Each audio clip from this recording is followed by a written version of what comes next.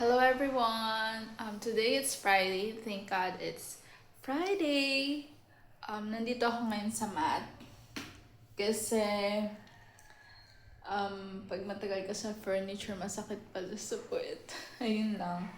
And then ito na nga, share ko sa inyo itong crossbody bag na nagawa ko na nahanap ko yung pattern online. Yan guys, sa YouTube mahanap nyo din to. Ito, tapos na ako sa pompong. Tapos na din ako isu ito. Tapos ito yung loob niya. Yan, tatayin ko pa yung mga excess na yan. May mga excess pa siya. Ayan. Yan guys. Pwede ko naman sukatin kung anong height and width nito. Pwede ko sa inyo share yung pattern na nakita ko online. May YouTube tutorial siya. And then ito naman yung ikakabit ko dito, yung strap, crossbody strap, para matibay siya.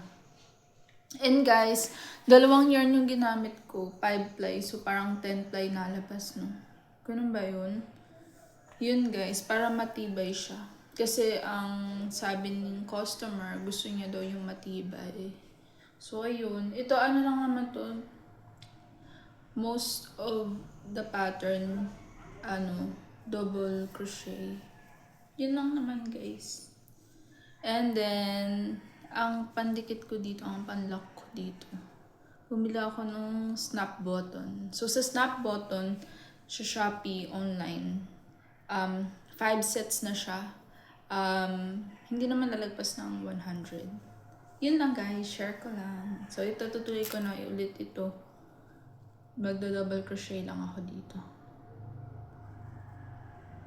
Sa mga gusto mag-order online ng crossbody bag, na-accept din ako ng customize. No rush order po.